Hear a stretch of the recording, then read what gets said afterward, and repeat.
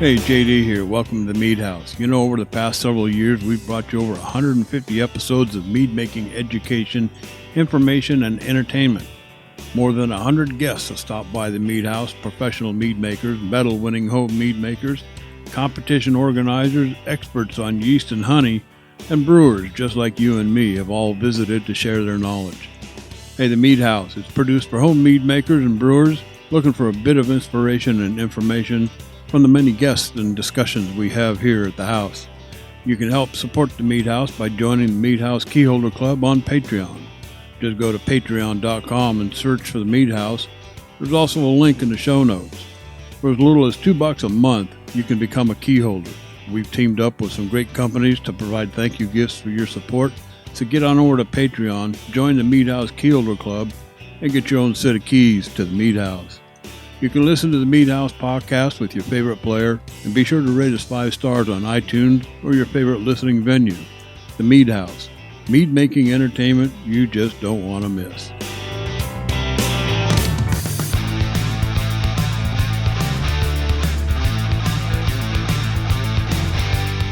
Hey, welcome to the Mead House, and thanks for listening to episode number 184.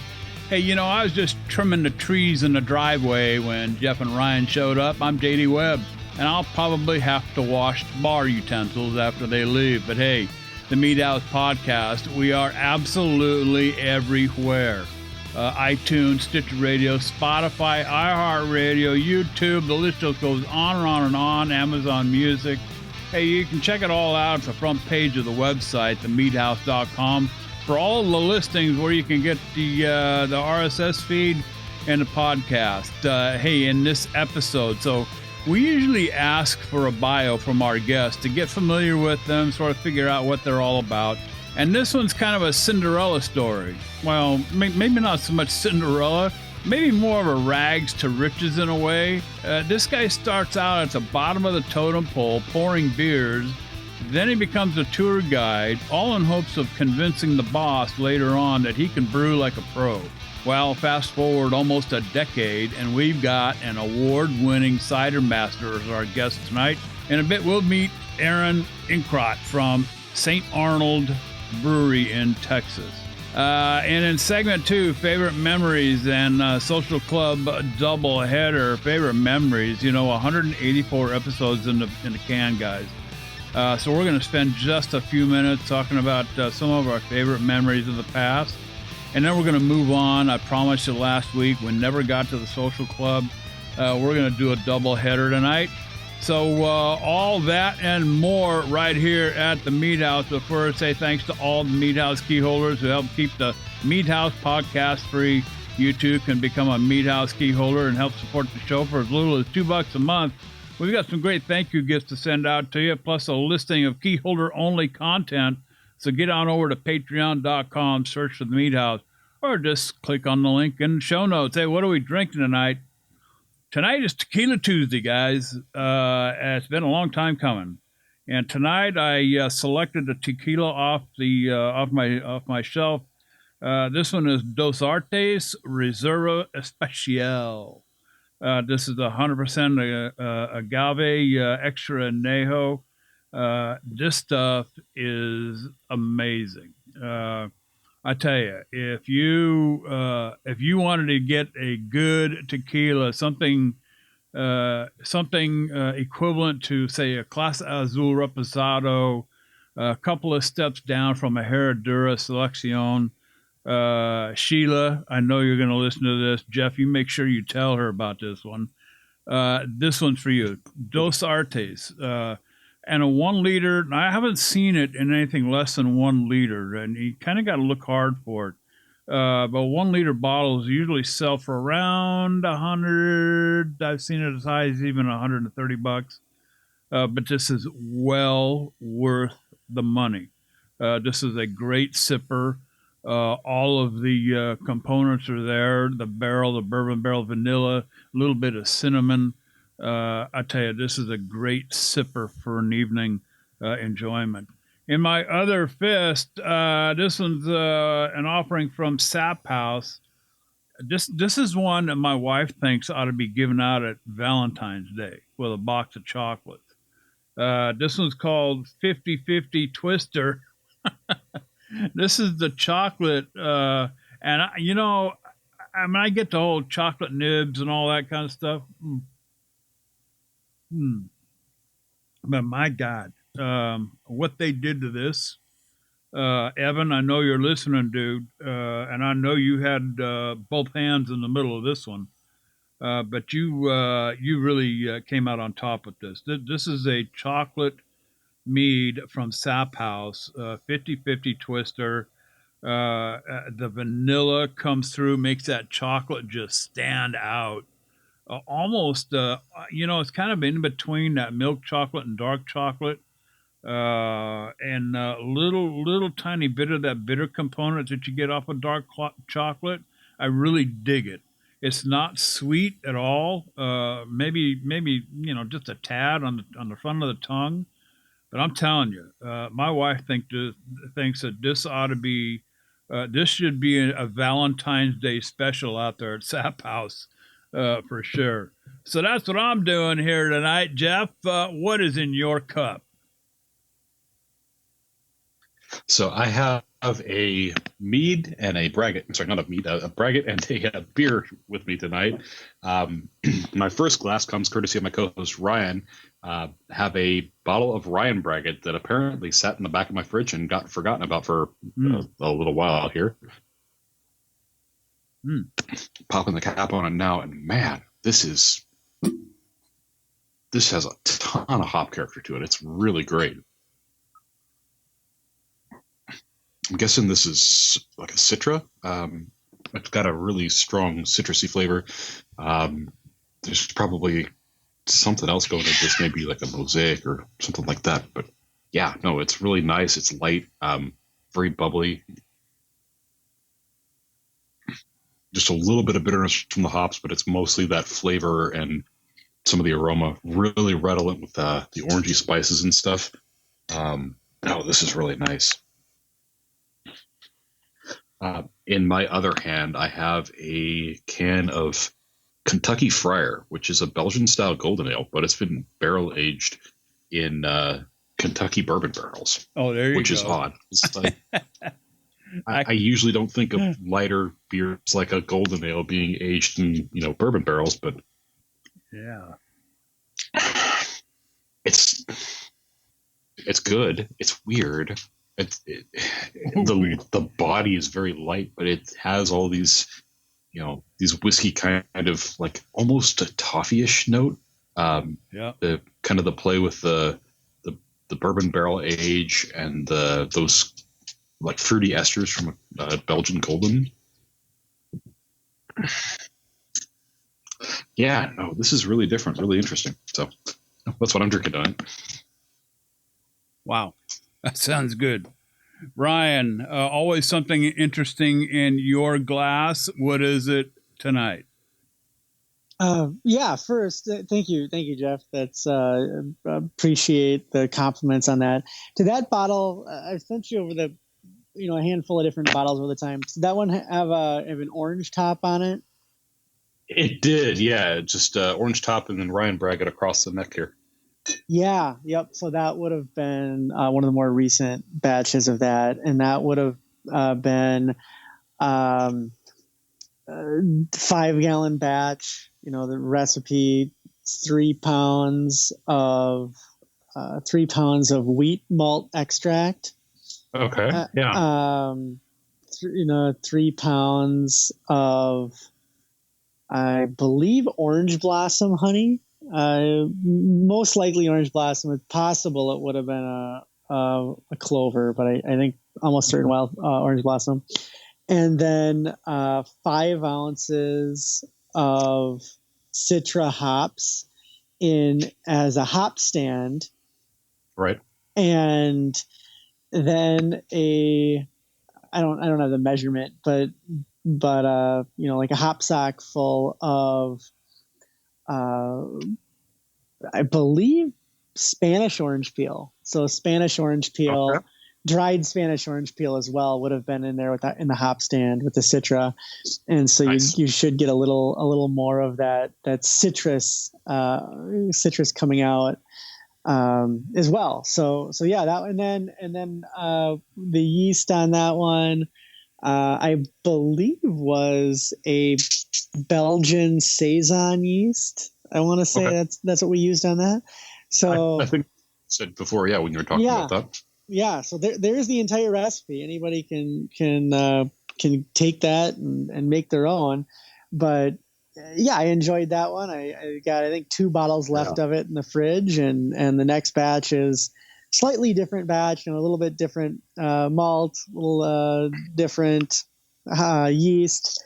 Is bottle conditioning and should be ready by this weekend, for the New Year's festivities.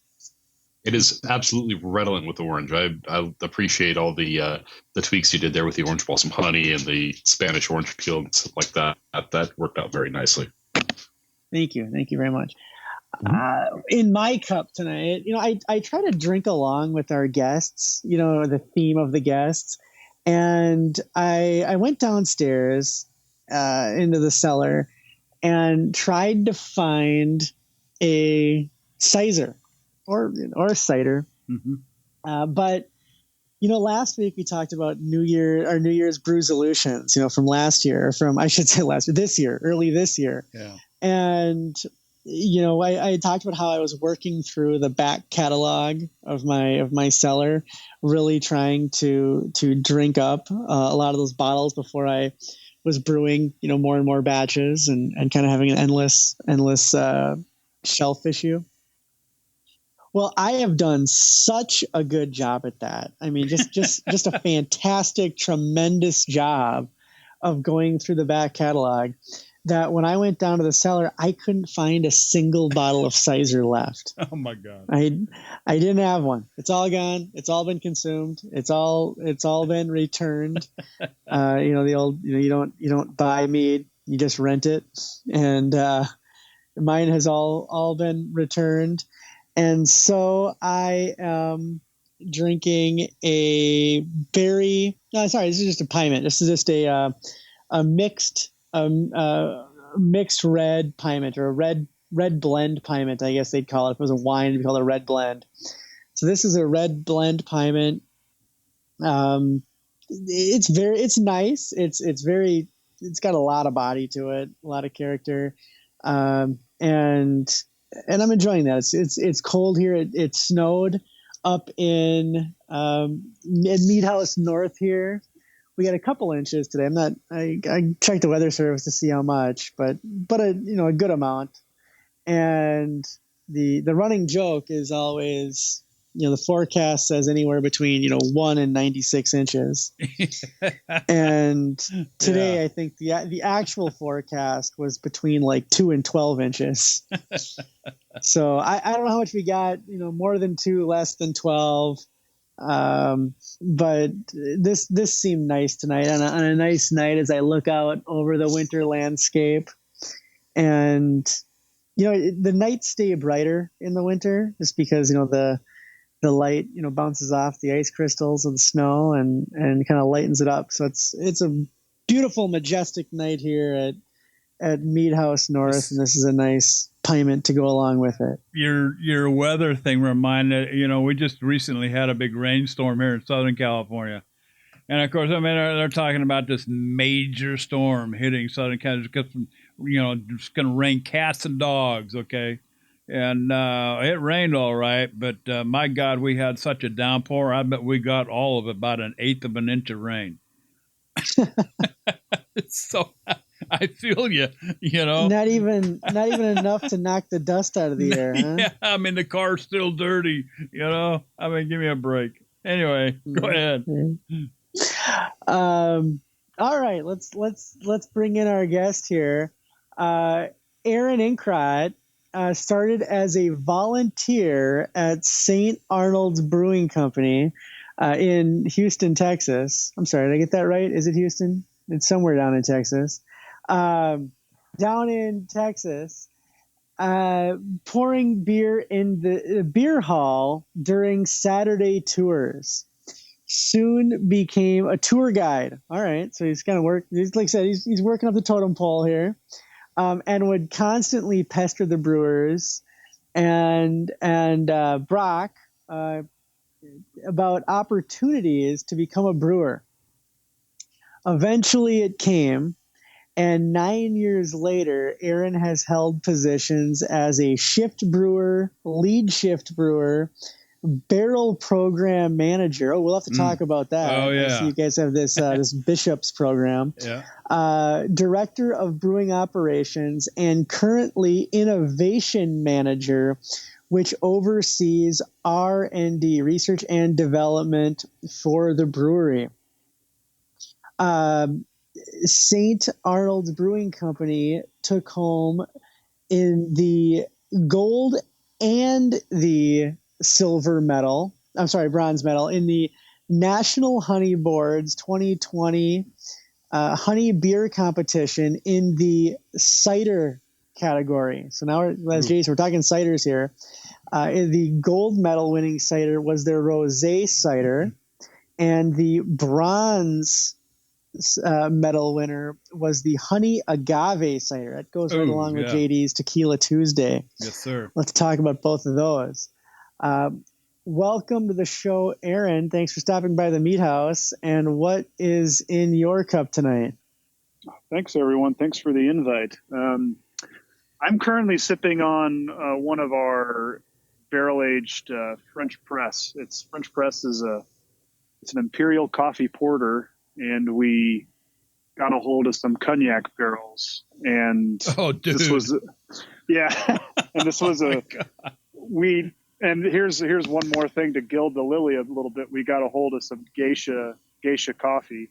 Oh, jeez. So this was a brewery only release. And why the hell why can't I get that stuff?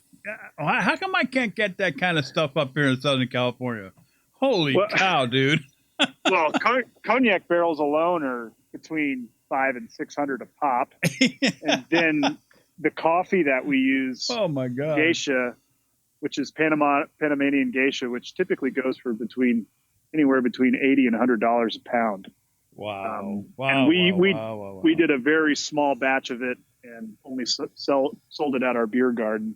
I mean, we have to charge a fair amount of money for it, so we don't want to put it out into our entire distribution network. Just that would cost a lot of money to do that. So. Jeez.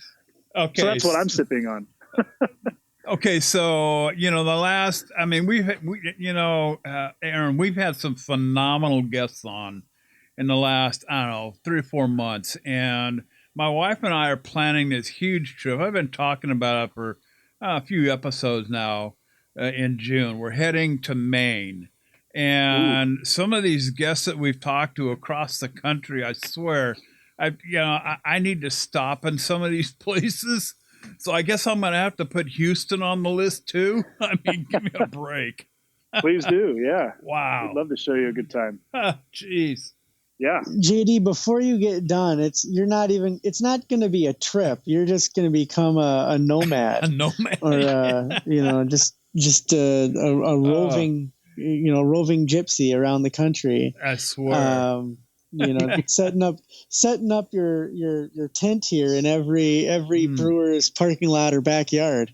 Oh my God! Just cashed out his IRA and bought an RV. Yeah, yeah. What was that? Yeah, what was that? Christmas Vacation or whatever. What was that movie? Oh yeah. I think the whole point of getting that RV though, it's not about the end goal or where you finish. There is none. It's just you're just continually going. You just keep on going. Yeah. Yeah. What's wrong with that? Oh man.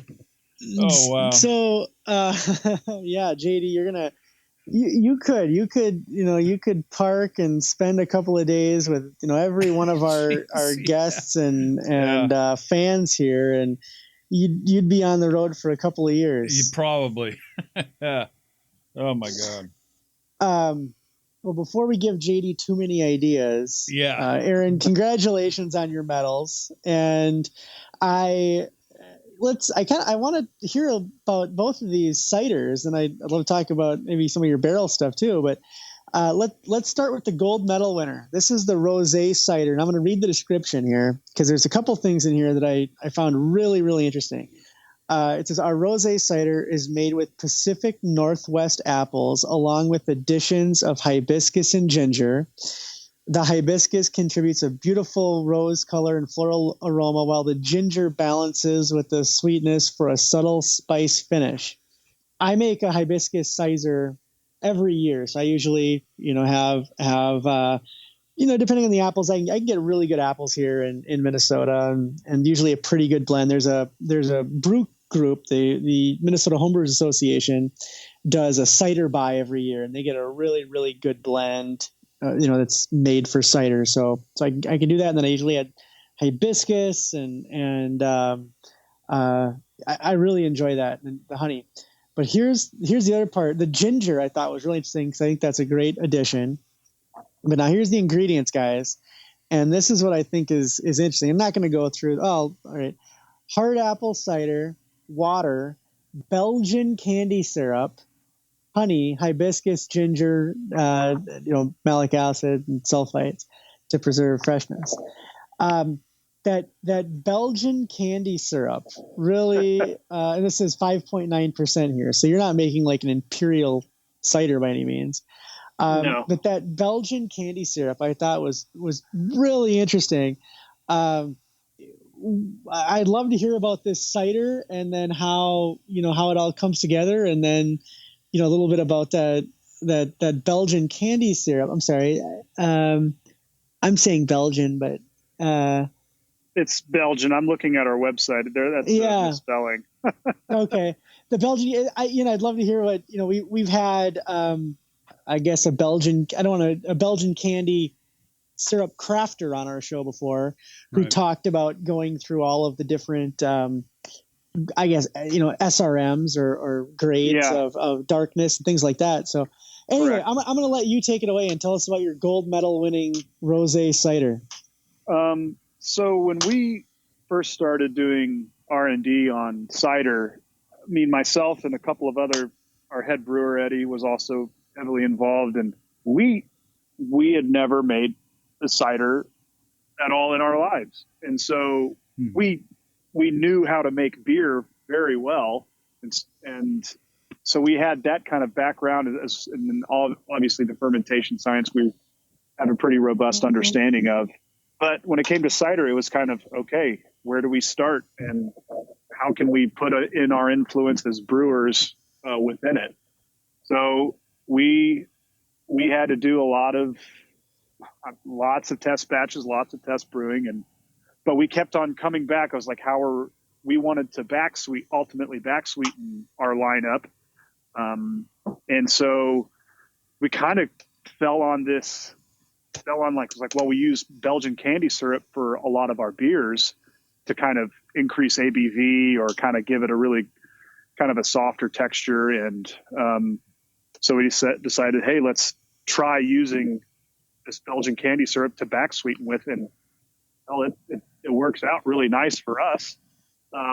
We don't know many people, especially cider makers, who back sweeten with it. So most people will just use like an invert sugar, or will just back sweeten with, like an apple concentrate or something like that.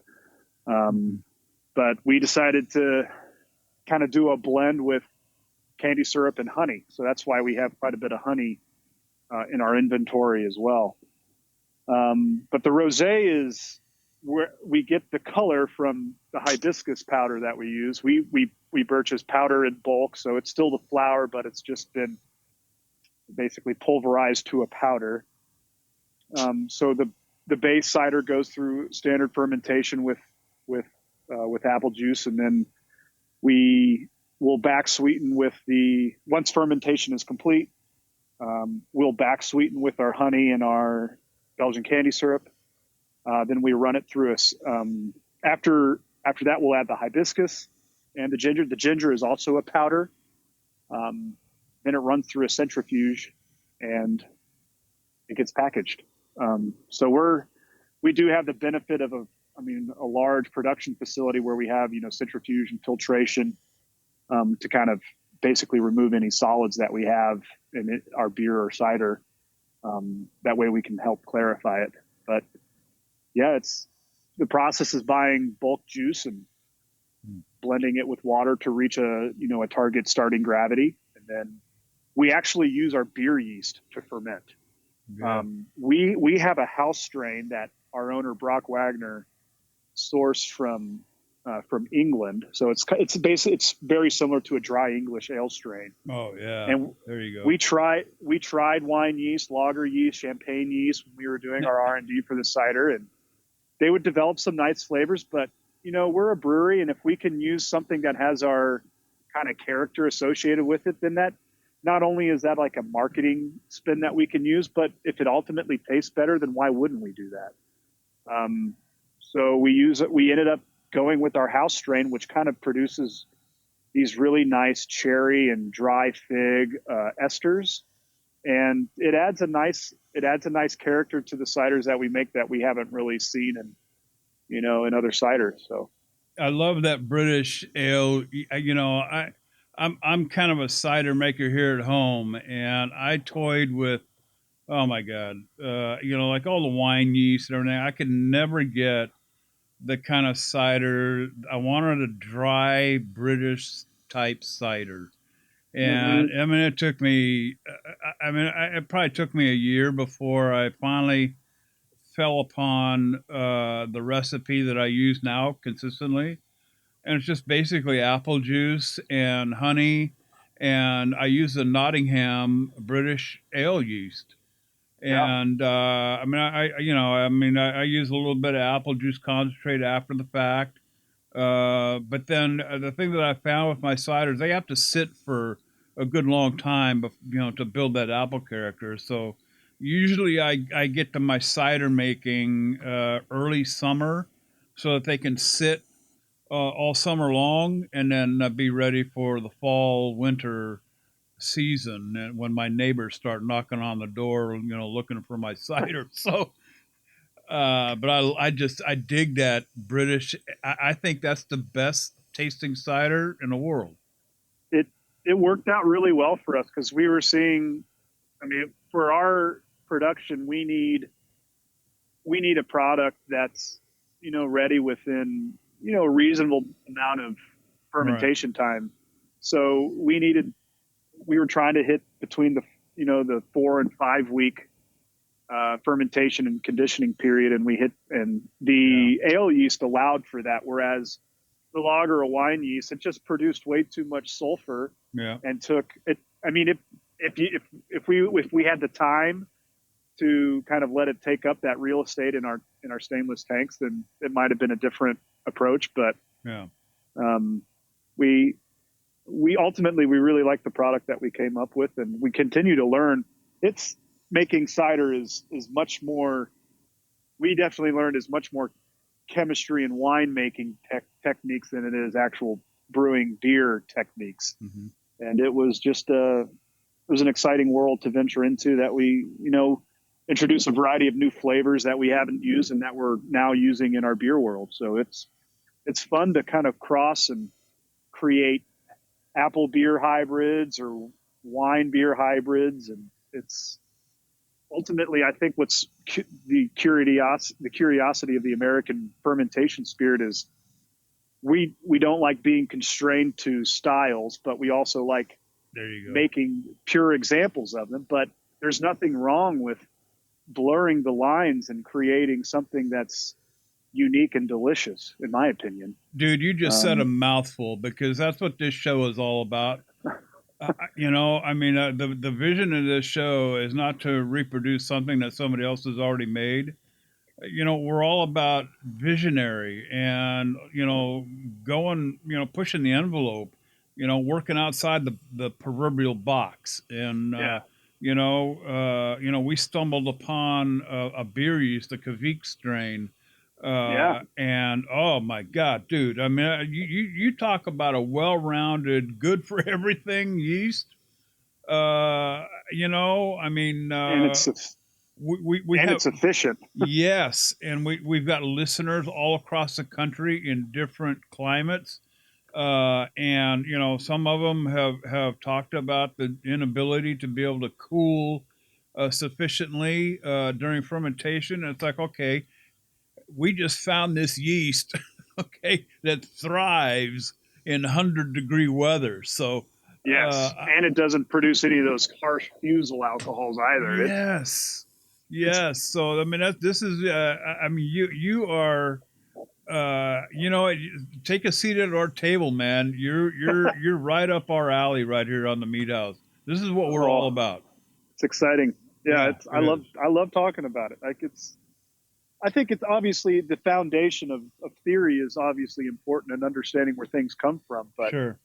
ultimately, who wants to be listening to the same album over and over and over and over and over again? Yeah. The the thing that I hate the most is going to the liquor store and buying the same beer over and over and over and over.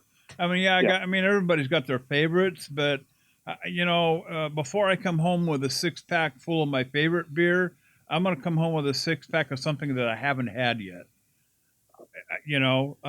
I want to taste some different things that's going on out there. Absolutely. And that's what I dig about it.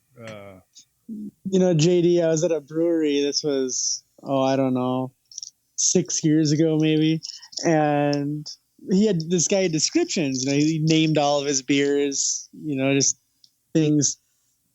Just I don't know, after like streets of the city and things like that. Yeah. And kind of little descriptions, and I kept kind of asking him because is it kind of like this or is it kind of like that? Naming more well-known beers. and he goes, I don't know, man. I don't play covers. I don't play covers. I don't. Yeah, I can dig that. Oh my God. Talking about the inspiration and breaking out of that album, that same album you got on repeat, and the that CD that's stuck in the car, the honey agave cider. Oh yeah. He said, yes. For this addition to our cider lineup, we teamed up again with Burleson's Honey to source the key ingredient. Their honey, along with agave, sweetens our new honey agave cider. The cider has a bright apple flavor and aroma, along with big floral, melon, and citrus notes. The honey and agave combine to create a nice sweetness, complementing the tart apple flavor and delivering a balanced finish. I've used agave before. I made a I guess a pulque glen, I guess is what you'd call it. At the agave nectar and the or agave syrup or nectar and then honey, and it's something it was very good, but never thought to do it with the cider. So yeah, tell us about your honey agave bronze medal winning cider. Yeah, so similar process. We take our apple juice mixed with water to reach a specific gravity, but we're using all of the honey that we source comes from our friends Burleson's. They're located in a town called Waxahachie, which is just south of Dallas. They source honey from all over the country, but they do have a Texas wildflower, which is all honey sourced within Texas. And then they also have a brand called the Don Amason, which is Yucatan honeys. And that's the Yucatan honey is what we use to back sweeten the honey agave, since we also use agave from Mexico. And it has this beautiful floral character along with the agave that just kind of creates a nice little aromatic character that you typically don't find in, at least that I don't find in cider. Okay, so wait a minute. You okay? So you're getting your agave you're not cooking your own agave, right? No. We buy it from a partner. Okay. That's a process. Oh yeah, That's a hell of a process. We don't have the ability to do that. That's why We there's don't no have that infrastructure. Yeah, that's why there's no tequila makers in the United States. Mm-mm. Nah, yeah, that's cool. I can dig it. But it ferments to dryness, and then we back sweeten with the agave and the honey. Oh yeah. Wow. Excellent. Did you find the agave was a little bit of a learning curve to work with, or was that just the same as any other sugar that you played with? For anything that I approach with it it's obviously taking a chemistry focus is like looking at what are the bricks, like what's the sugar content of anything that we get in house, and what are we trying to back sweeten to, like what's final, like finishing gravity are we wanting to back sweeten to, and then obviously want to ensure that it's not cloying or that it's too dry, and we want to make sure at Saint Arnold we have this we keep on preaching the phrase balance, because if something's out of balance, then the likelihood of someone opening up a second can or a second bottle of any of our products, they're not going to.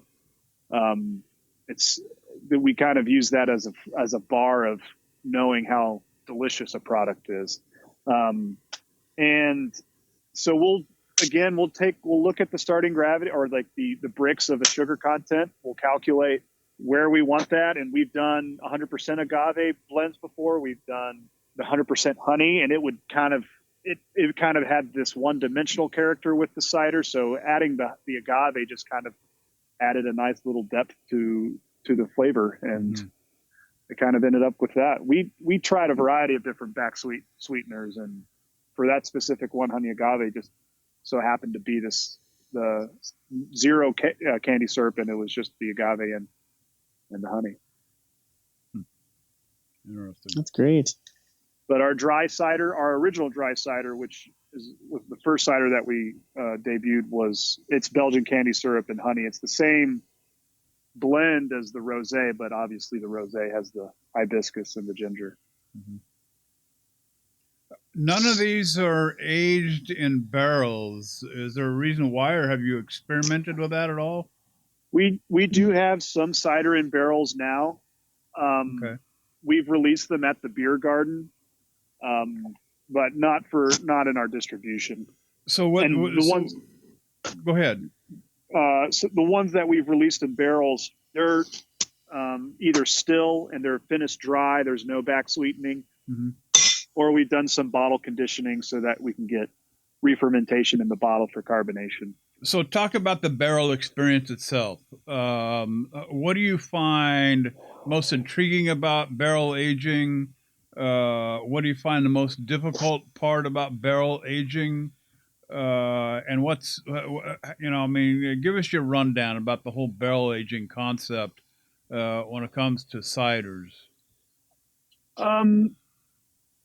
So with any introduction of a barrel, the producer of it needs to realize that it's a variable that's really kind of not in their control.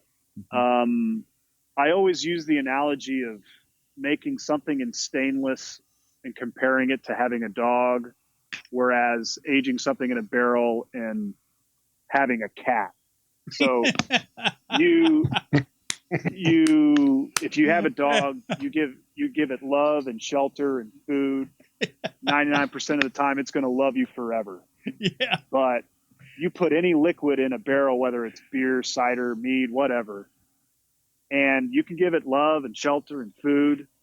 But for some unknown reason, that cat's going to shit on your rug for unknown reason. And you do everything in your power to take care of this wood barrel. But every once in a while, we have about a 7% dump rate in our barrel room, 7 to 10%. And it's just, anytime you bring barrels into your brewery or your cidery or anywhere, you have to be accepting that not everyone is going to be good. Yeah. And that's fine with me.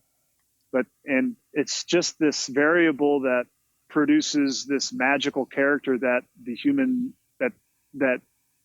can't do on its own.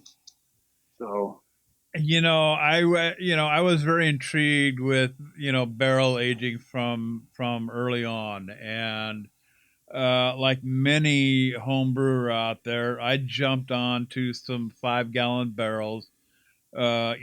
Previously held distilled whiskeys, whatnot, and I got maybe one decent project out of it, but I am just not sold on these small barrels. To me, they require an immense amount of attention. I mean, you talk about the dog and the cat. This is like owning like one of those multi-million dollar award winning freaking long haired sheepdog whatever. That you got. I mean, you're bathing every 10 minutes, and it takes a special pair of scissors to trim the hair. I mean, it's just too much. And you don't have the control that you have just using wood cubes or chips or what have wood staves or whatever. I Yeah. think you have much more control over your barrel, quote unquote, aging program for a home brew at that point.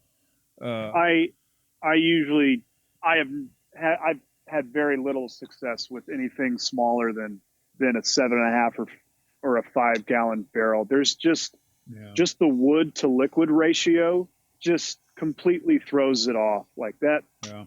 The surface area of the barrel, it benefits the liquid if it's a bigger barrel. Yeah.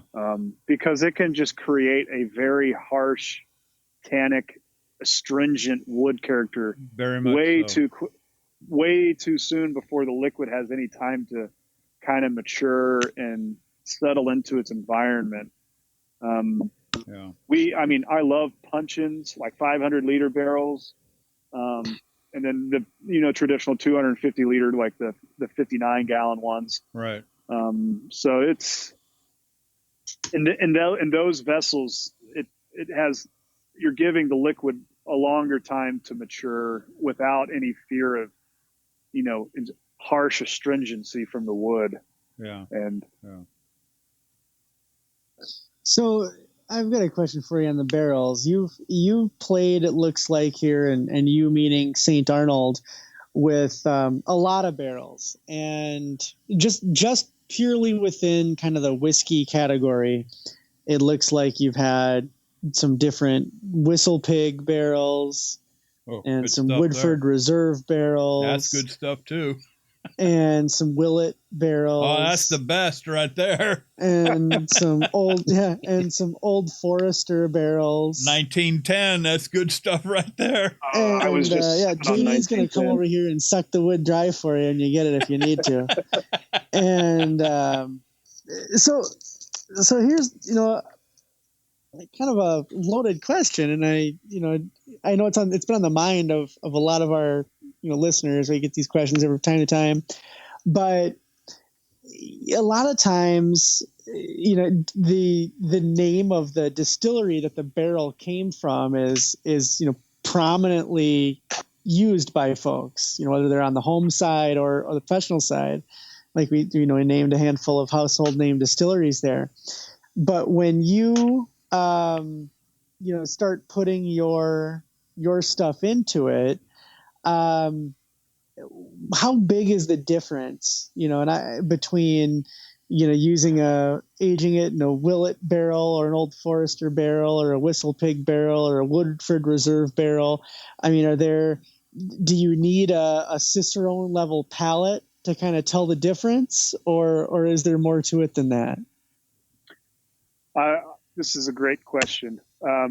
There's clearly the obvious marketing benefit of it, which is probably one of the big reasons why breweries do it. But these are who I would consider friends of mine that I've met through these distilleries to try and experiment with using, their wood barrels with our beer or cider. And in my opinion, we've found through the last 8 or 9 years of barrel aging was I definitely like to buy several different variants now or different brands.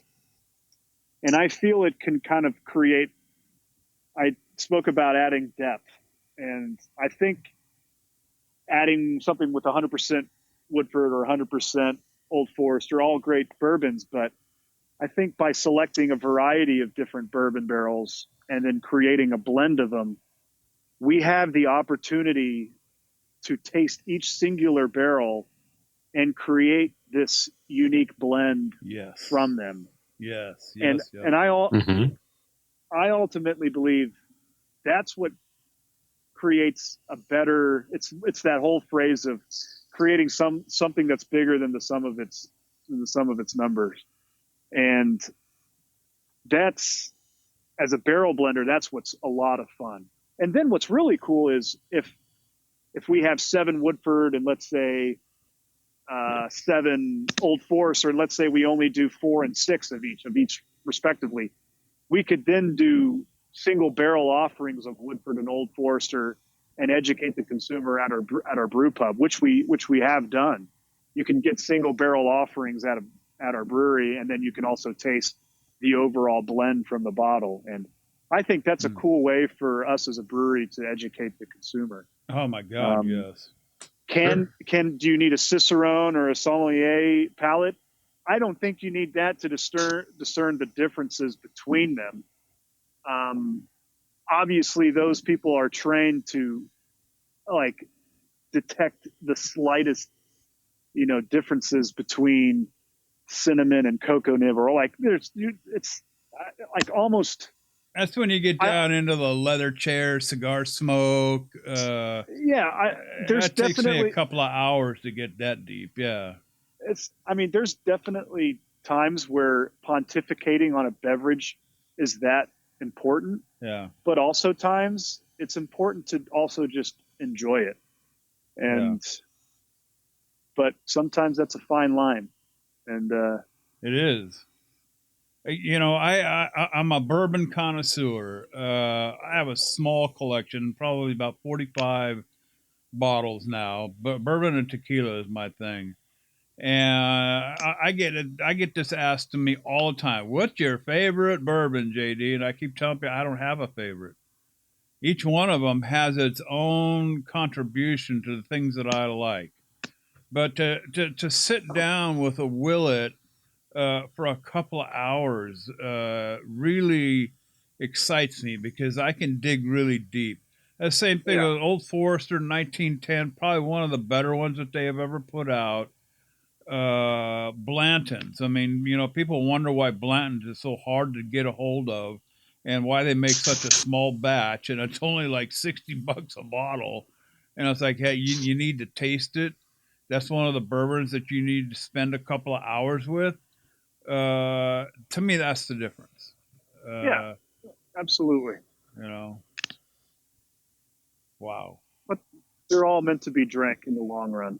Yeah, well, and I dig the idea of blending. I never heard of that. Nobody on our show, we've talked to a lot of people on our show about their barrel aging project and everything, but nobody's ever talked about blending barrels. Yeah, that's interesting. We're not the first to do it, but I got the idea from a couple friends in the industry. Rather than buying one singular bourbon brand, why don't they just get a whole bunch of different ones and then just kind of blend the one that you create the one you want. Yeah. And there is a risk of, let's say, of the 60 bourbon barrels that we end up buying, the blend we only like encompasses 30 wood barrels. And that's like the perfect blend. Mm-hmm. Clearly, in a logistical standpoint, that is difficult to pull off. And then our accounting team would be like, why are you wasting 30 wood barrels? Screaming at, yeah. And then we promised distributors that we're going to fulfill this case amount. And that's a whole, that's a whole other world to get into. That it's in my position, I have to help fulfill it. And any creative standpoint, you hate hearing people having to, forfeit their creative integrity. And like, that's not what I'm saying, but there is this balance of business and balance of creating the product that we ultimately enjoy and love. And yeah, I but feel you said it at the top of the show. I mean, when it comes down to it, man, if you don't take the risk, I mean, you talked about that cognac barrel, dude. I'm just going to have to look at the map and maybe make some route corrections to our plan. Yeah, I think that's what's just going back on that beer. It's such a cool thing to use a coffee like that in a barrel like that. Because if you're not familiar with geisha coffee, it's not like roasty or acidic. It's very, very forward and sweet and smooth. It's like the world's best coffee ever made. Oh, it's incredible. Yeah. And you pair it with the berry notes and grape notes of cognac, and it's just it's just a really good pairing. But you can't do it in big quantities because of the cost. So. Right. Yeah. And not everybody wants to spend $25, $30 on a bottle of I beer. Would. Yeah. Well, I mean, I would too. I would. I mean, we don't make any meat at Saint Arnold, but I'm a fan of anything fermentation. So there you go. I'm fortunate to be. I'm able to get some Shrams, which I'm a huge fan of, and it's. If you're going to ask somebody to spend, $70, $80 on a bottle of that's only 500 milliliters, that's a challenge for some people. Yeah. And it is. Yeah. Yeah. Yeah, it is. Jeff, I can sit here and talk to Aaron all night long, but we got a couple of more segments that we got to cover. You got anything for Aaron before we let him go? Yeah, I'm just curious here on hitchhiking on this the barrel age program. I'm looking through the list, and there are a bunch of these that are just really kind of interesting flavor combinations. I'm reading like a Texas honey saison aged in Chardonnay barrels with peaches, apricots, and Brett, or a double IPA in a gin barrel. How do you approach some of these flavor combinations? I'm just curious as far as developing recipes, things like that. Can you give us a little insight there? Yeah, I love answering this kind of question because it obviously can't come from a singular like beer experience because I haven't heard of too many gin IPAs. So I'm a huge fan of gin. I love martinis. I'm an avid home cook. I love to bake pies. I find inspiration from all facets of life. You're going to fit right in around here, dude. Yeah. It's like, so specifically for that, the Saison. So that uses the Texas wildflower from Burleson's. All right. I love Saisons and the wine character that they can portray. They're very like a Saison in a wine barrel really shows like a Sauvignon Blanc kind of very floral dryness. But I also love peaches and apricots, and there's a really great local farm, Lightsey Peaches that's not far from the brewery that we partnered with on that. It's why did we decide to do that? And it was like, well, it's just we've aged Saison and Chardonnay barrels, but we've also done a peach Berliner. So let's merge those two, the Saison and the Berliner together in a wood barrel. Mm-hmm. And then the gin and double IPA, that was a night of drinking several Hendrick martinis and like commenting, it was like, man, it kind of has this piney kind of Simcoe character too. And it was like, well, we make a double IPA with Simcoe.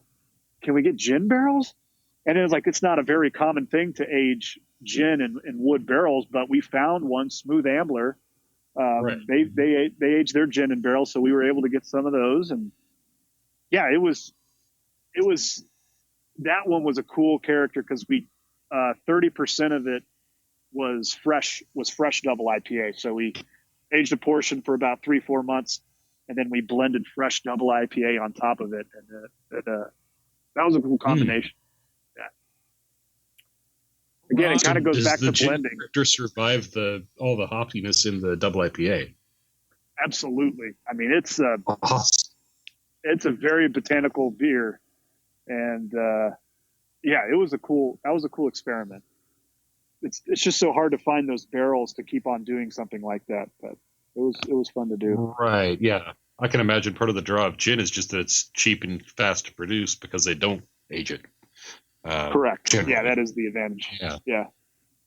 A lot of inspirations there for Ryan Braggett. Ryan, wrap it up, bud. Yeah, no, this has been absolutely fantastic. Aaron, thank you for joining us. Tell us where people can find Saint Arnold products.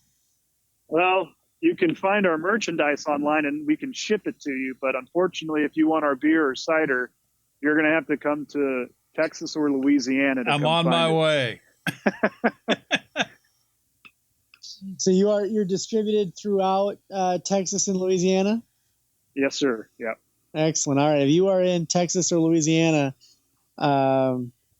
you have the privilege of being able to pick up some fabulous Saint Arnold beverages. Aaron, thank you very much for joining us. You are welcome back anytime, and I imagine that we'll be prodding you to come back on the show here sometime soon. Thank you for the opportunity. I really enjoyed it.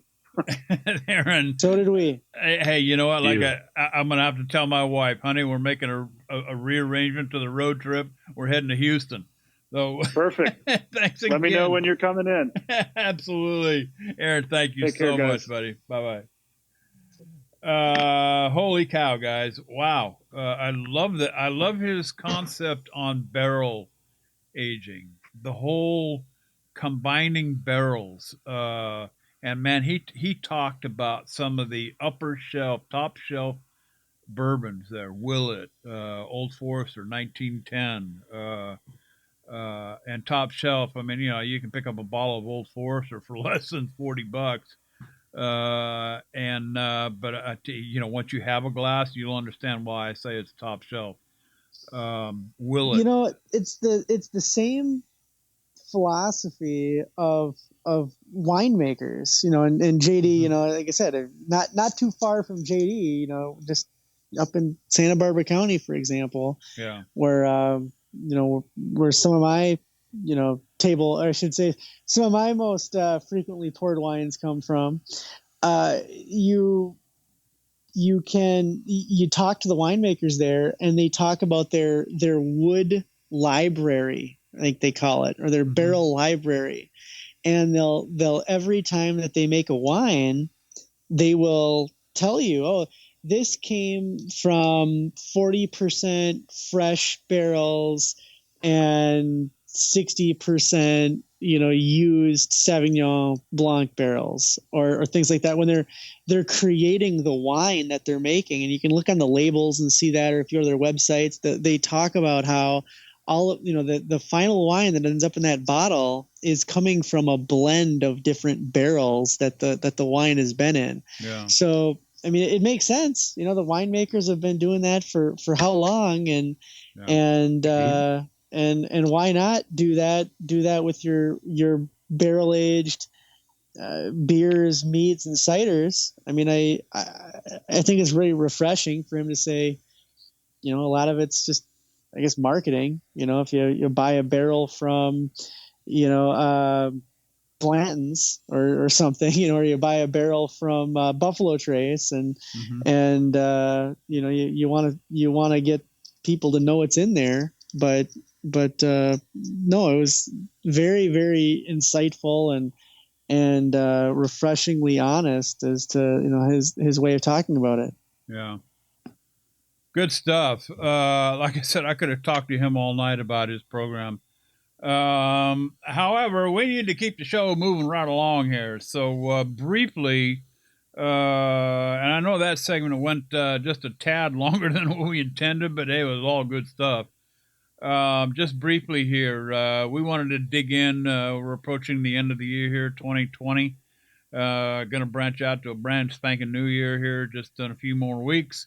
And we've thought we spent a couple of minutes talking about some of our favorite memories here over the last 184 or so episodes. And I'll start this one off, guys. The probably the one that sticks out the most for me was Iron B 2019, and that was my first. Interaction with pretty much a live competition, mead competition, and it took a lot of work. Jeff and Ryan both. I mean, you talk about the horses that are pulling the wagon. Those two right there. But we spent what close to a year on this, guys. Just an amazing turnout in the end after a lot of work that we put into this thing. And when I got to Minneapolis, my wife and I, we had an opportunity to meet up with Ryan and his wife, and Jeff and his wife. We met at, what was the name of that restaurant, Ryan? It's no longer there. Shame. Yeah, the Butcher and the Boar. Butcher and the Boar. Met there for dinner, kind of a birthday dinner. We celebrated my birthday at the same time. And just an amazing, amazing time with Jeff and Sheila and Ryan and Andrea. And that was a memory that I will never forget, ever. And then, of course, on to the Iron Bee itself. I don't remember the father's name there at the church, but let me tell you, what a class act. We were able to secure the room there after. I guess it took some finagling, Ryan, a little bit, but we were able to secure the church. And how much money did we raise for that? And this had nothing. This was just a side. This is not something that we actually even planned, did we? This was just a side thing. We managed to put together a raffle for that. Yeah, right. So the church makes that meeting room available, or that not meeting room, that multi-purpose room, I guess. Yeah. Available, for a donation. They kind of say, I think it's a couple $100 donation to use the room, and you can do that. People use it for parties and things like that. And then at the last minute, they waived the fee for us. Right. They just waived it. They said, "Oh, you guys can just use it, no problem. Just make sure you turn the lights off and take the garbage out with you, right. and no problem." Yep. And we said, "Well, that's thank you very much. That's amazing. We love that, but now we're going to want to do something in return here." Yeah. And so we ended up doing these raffles and turning around and helping out the church, and a big mission of theirs still is, but especially at that point was a highlighted effort, was feeding the hungry, right. or those that are in need of food. And so we were, raised a lot of money and were able to provide the cost equivalent, of a lot of meals to go to those who were in need. Well, and that brings me to my second point of why this is such a special memory to me. The people that were there, the people that were involved. I met a lot of people. Susan Rude was there, Al Boyce. So many people that we have talked to on the show, in the past that I had never, met face to face. I can't name them all, guys. I apologize to all. I know many of you listen to the show, and you all know me, and you were there. What an opportunity. I was so amazed at this small mead making community. Okay. And the effort that they put into the first Iron Bee was just phenomenal. I mean, we put it on the map, guys. It was just a phenomenal experience. And to be able to meet up, I had met Ryan and Andrea before then they had come to Southern California, but Jeff and Sheila was the first opportunity I met with them. You know, it was nice to put faces to voices that, you know, I sit here in Southern California and do this show from here. And how many shows later, Jeff? I mean, you know, we finally get to meet up there in Minnesota. So it was just a supreme time for me. So that's my fondest memory of the Mead House. So Jeff, uh, what's your favorite memory here? So, oh man, you know, I do have to second that the Iron Bee was a great memory, and you know, this whole segment came about in kind of a just looking back at this year, like you do, you know, at the end of the year. Yeah. I was really looking forward to another Iron Bee this year, and that didn't happen, and that sucked. I didn't like that at all, but I was still really, really pleased that we'd managed to make the R&B happen.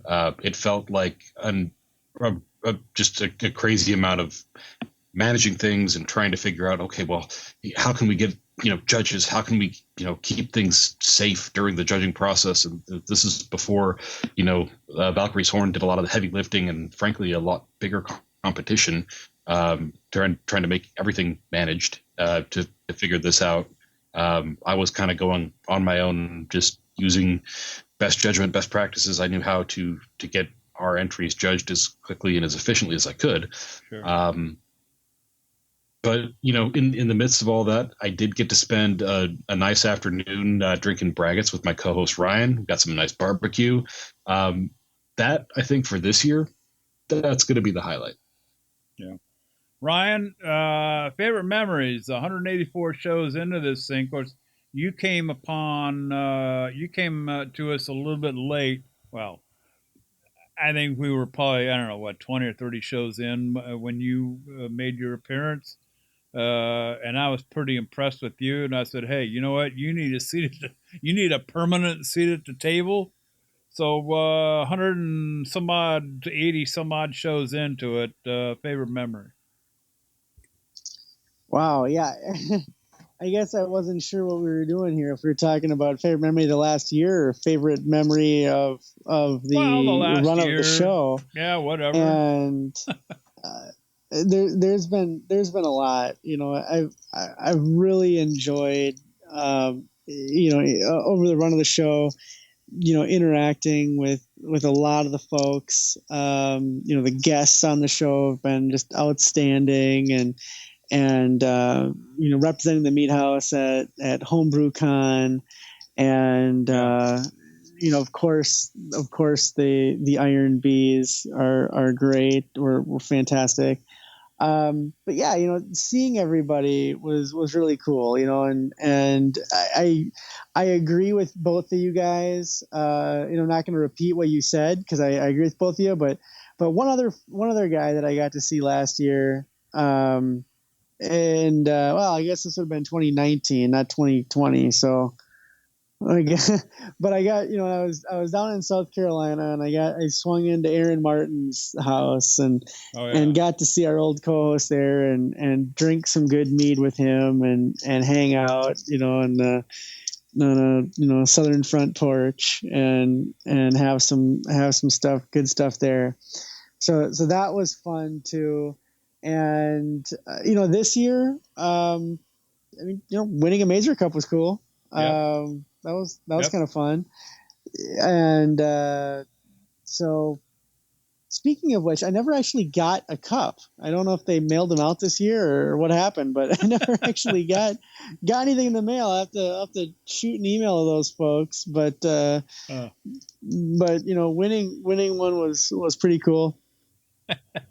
and just, of course, you know, the keeping this going, you know, the feedback we get, the messages we get from folks are really inspiring, and that, you know, this is a you know, two-way communication. You know, I mean, we're on air and we've got our guest with us, but all the Facebook chats and the the Reddit messages or the Twitter messages and things like that we emails and stuff are just fantastic to let us know what you guys want to hear about and correcting me and and all that kind of stuff. So it's been a great year and a great run and looking forward to 2021 and on the march to episode 200.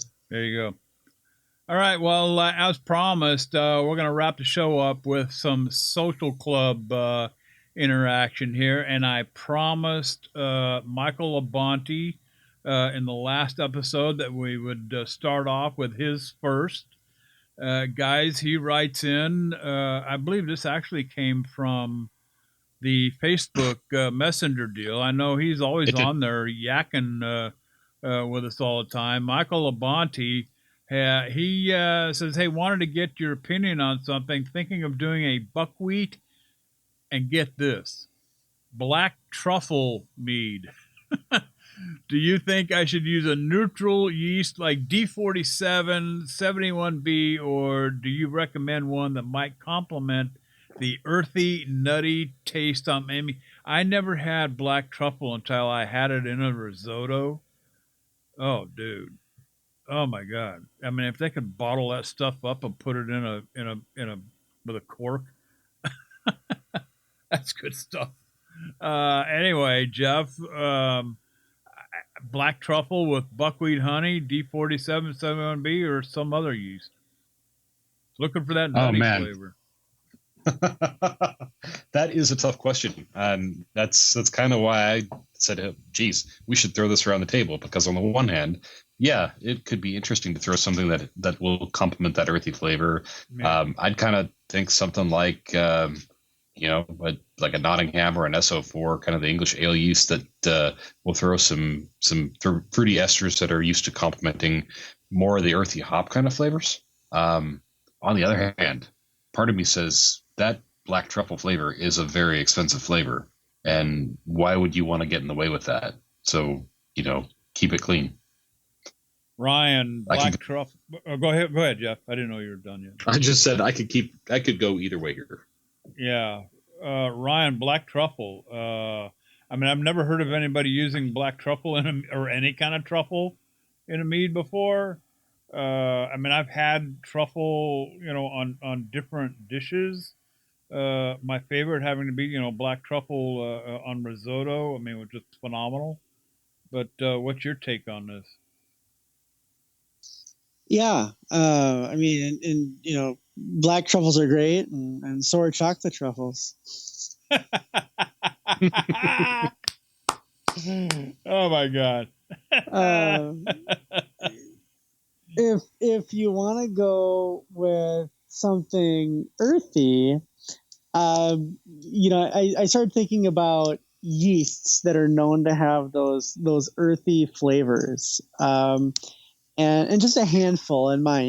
You've got the White Labs Belgian Saison 1, the Belgian style Saison ale blend, the Farmhouse ale, the Trappist ale, the Mangrove Jack's British ale yeast, the Wyeast Berliner Weiss blend. The Wyeast Roselaire ale blend. There's a lot of yeasts out there that have earthy in the description of them. Yeah. And so you could do that. You could try to do that, add on a yeast that is also going to bring out some earthy flavors. Or you can go with something super clean and try to not have the yeast add as a flavor component and try to let the other flavors shine out. And I'd say you wouldn't be wrong either way. On the one hand, I think it's a lot of fun. I mean, yeast is a major flavor component to your beverage, and so you might as well play with it, use it to your advantage. At the same time, if you've got something like that truffle and you just want to showcase that, maybe having the yeast just present a clean palate is the way to go. So those are two different schools of thought, and pick one and be not afraid.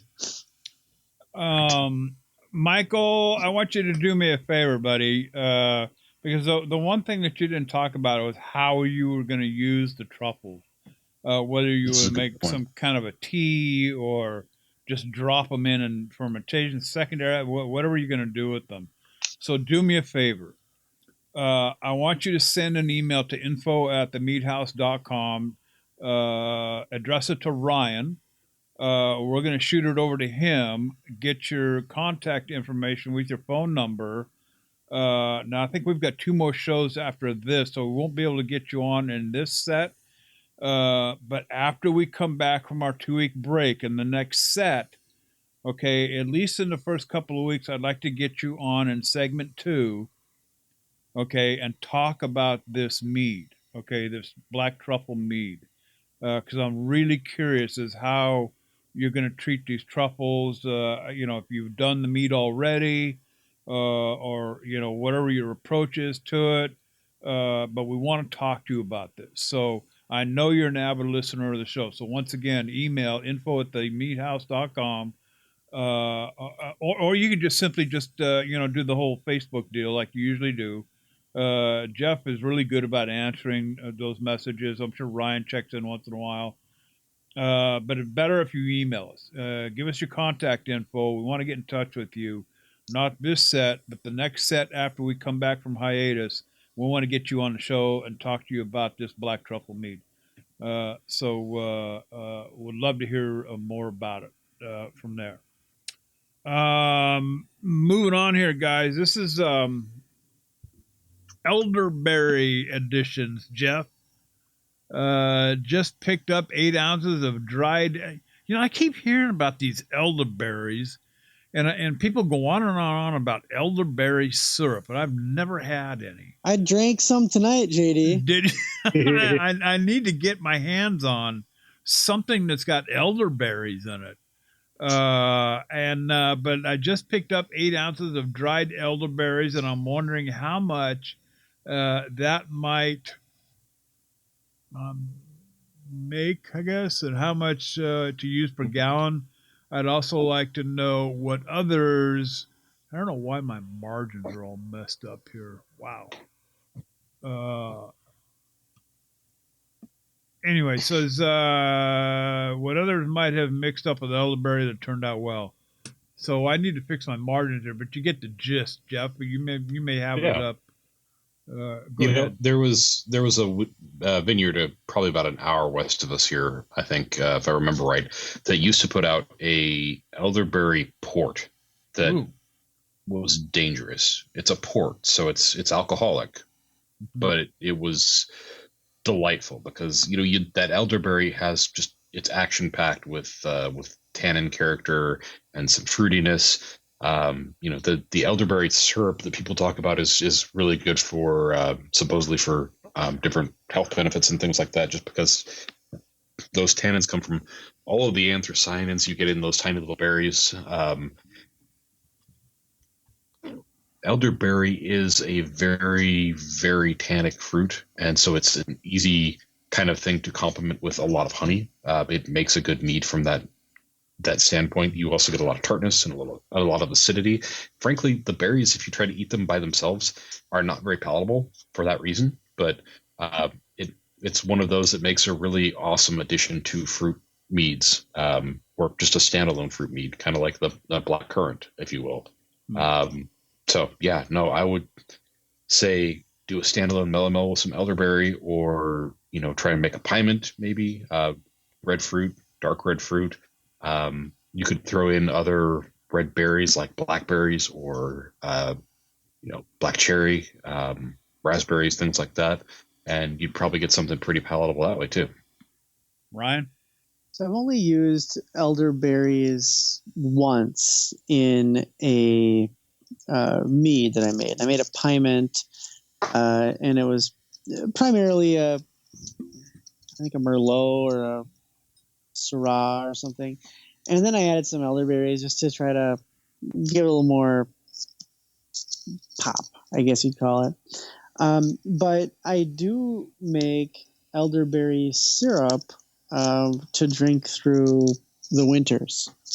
And the recipe that I typically use calls for ginger, cinnamon, and cherry bark, and then and the elderberries, and I go from there. So I would. I think you could use those same flavor components. I think what Jeff said, you could absolutely make a melomel and add your fruits and go that way.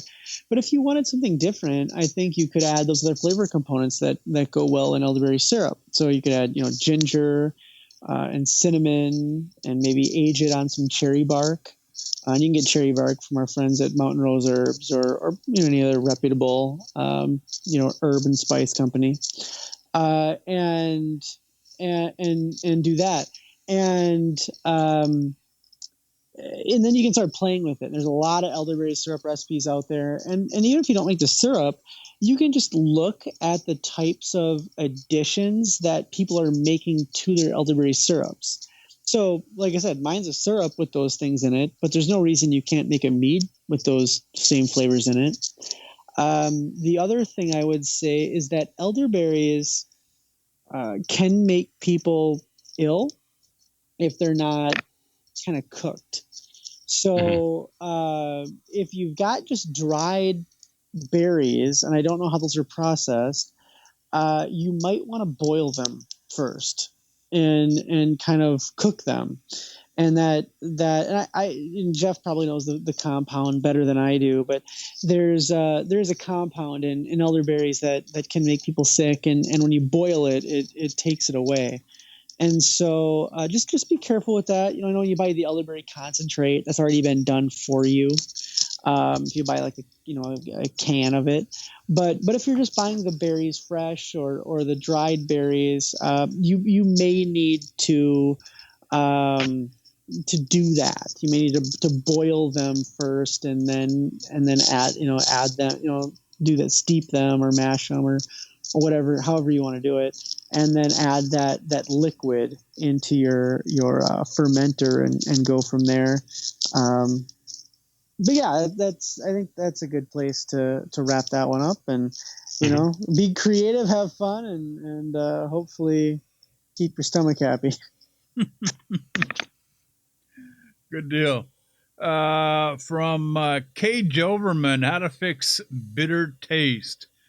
The background on this 5-gallon batch, his starting gravity was 1.126, using blackberry juice, green tea, 30 raisins, ferment O, ferment K, 20 juniper berries, half an orange zest, 5 cloves, 3 cinnamon sticks, 10 pounds of wildflower honey, 8 pounds of Baker's Special. I believe that's honey also, so 18 pounds of honey. 71 bee yeast, 10 days in, and a current gravity of 1042. Took a little taste. It was incredibly bitter. That I kind of got a theory on that, but I'll move on here. This is likely lack of enough citrus to balance out the tannins from the raisins and the tea. I don't think the raisins or the tea has anything to do with it myself. What can I do to lighten up the brew? Would some lime juice and secondary be a good idea? I have tasted some of that Baker's honey. Not the best tasting stuff. There's a reason why they use it in baking and not in, a cup of tea. That's only, that's my preference. I don't think the raisins has any effect whatsoever at all. The juniper berries, 20 of them. I mean, did you mash them up? Or did you just drop the berries in? I don't know. I'm not quite sure, Jeff, well, let's go with Ryan. I don't know where the bitterness may be coming from. on this, but the baker's honey thing, I've had different baker's honeys. And like I said, there's a reason why they're called baker's honey and not table honey. Ryan, take the first shot. Yeah, I mean I don't know how much green tea that the listener had in there, but unless every drop of liquid in that thing was an incredibly strong tea, I doubt after 18 pounds of honey that was gonna do much for the bitterness for you. Same with the 30 raisins. I mean, 30 raisins is what one of those little kid snack boxes that you give a 5-year-old at snack time in a preschool. Yeah. So that's not doing much either. Cloves and cinnamon sticks, that it can add some of that. You get the vegetal in there and can add some of that. But yeah, it very well maybe coming from the baker's honey. I completely agree with you.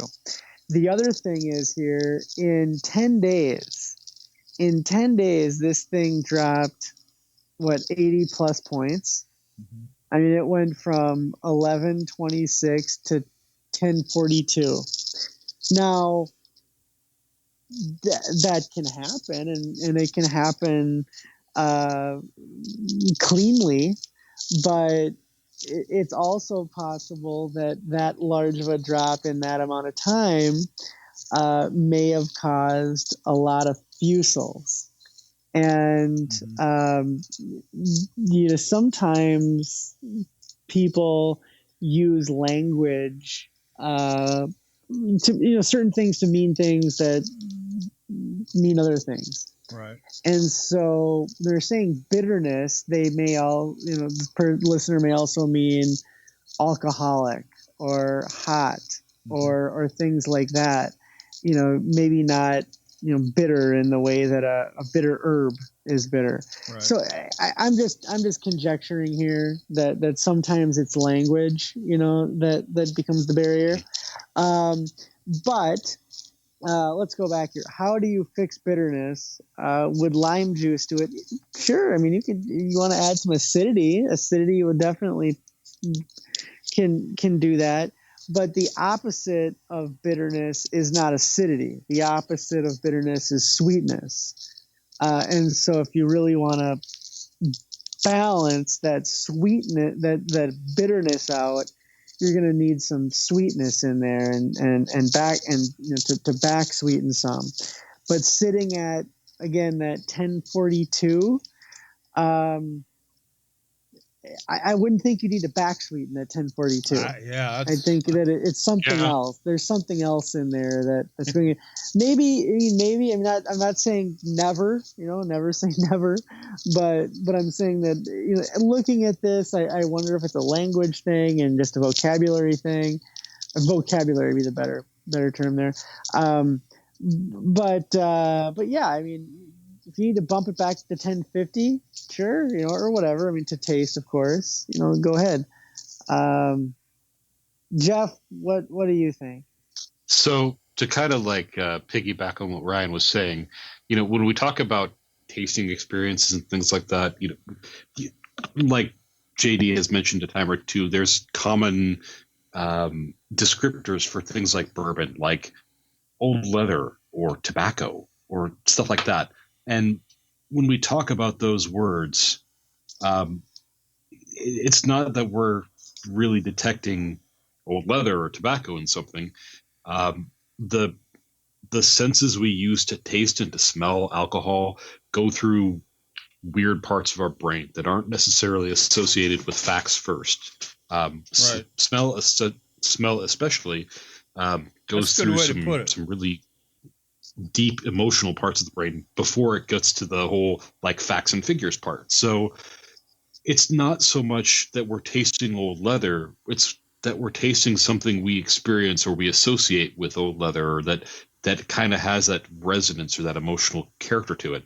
And like Ryan was saying, that because it comes off as bitter to one person doesn't necessarily mean what he's tasting is bitter. What I think of as bitter may not necessarily be what the listener thinks of as bitter. And that just makes our job here more complicated. But there is a point to that, there are a lot of things that could be going on here. It could be really hot. There could be fusels or just weird esters that come from fermenting too hot or fermenting too fast. That happens. That's one of those temperature management kind of yeast, knowing your yeast, knowing how to work with it kind of a things. There are a number of different ingredients in here that could be contributing to that. Maybe, blackberry for one. He says he's using juice, not necessarily the whole fruit. So seeds and skins, I would think, would be more contributing to that than just the juice itself. But there's green tea, there's juniper berries, and cinnamon sticks alone. Just letting those hang out for a long time, they could contribute too. Just because it's vegetable matter. 10 days, I'm not sure that's the case either. But this may be one of those things where we've got a little bit of column A, where those juniper berries are contributing some bitter compounds, and it's really hot, and now it's not nearly as sweet at 11:26 start versus what is it? Yeah, 42 now. Yeah. 10:42. Yeah, the taste profile has changed a lot. So I think Ryan's right on the money. Just kind of let it finish out. You're probably going to need to sweeten it up, and you may need to sweeten it up quite a bit with some of these flavors in here to really bring that acid and tannin and sweetness balance into play. A little bit of acid in the form of lime juice, or just acid blend or citric acid in your final balancing act might not be a bad thing, but I would wait for it to finish out and see where that leaves you first. And you may find that once the yeast has gone through a good secondary, which at this starting gravity, I'd recommend at least a couple months in secondary. You may find that some of the flavors have been cleaned up a little bit too, especially those are coming from weird ferment stuff. Sometimes the yeast can just go through and kind of just scrub the weird stuff it leaves behind as it's cleaning up its act, so to speak. Yeah, and last comment here before we wrap. I'm staring at it here. Half an orange zest. If you pulled any part of the white pith part off of the orange while you were zesting into that, that's going to create, that's just bite into that and you'll get an idea. That could potentially create some bitterness that you're just not going to like. Hey, 5 cloves. That doesn't seem like a lot, but if you let that sit for quite a while, 5 cloves can be quite a bit in meat. In 5 gallons, yeah, that's quite a bit. Unfortunately, we're gonna have to drop it right there, guys. My God, we just ran out of time. I can't believe this. What a night here at the house. I'll tell you, starting out with Aaron at the top of the show from St. Albans, or Saint Arnold, St. Albans. Where the hell am I going with that? Alan Inkret from St. Arnold. Dude, I'll tell you what, you need to come back on this show. We could have spent the whole entire show talking to you. It's the oldest craft brewery down there in Texas. Big thanks to Aaron for hanging out with us in this episode. And don't forget to let us know what you're brewing. Email us info@themeadhouse.com. Michael Labonte, do it. And send us a message on Facebook or Twitter, both at The Mead House. And we've got a couple of more shows to go before we go on our 2-week break. So much more to come for sure. So that's it for this episode. Ryan, you know the drill. Flip the lights off. Jeff, slam the door shut. Lock her up tight. Hey, we'll be back next week with episode number, you guys ready for this? 185 episodes of The Mead House. Hey, we're gone.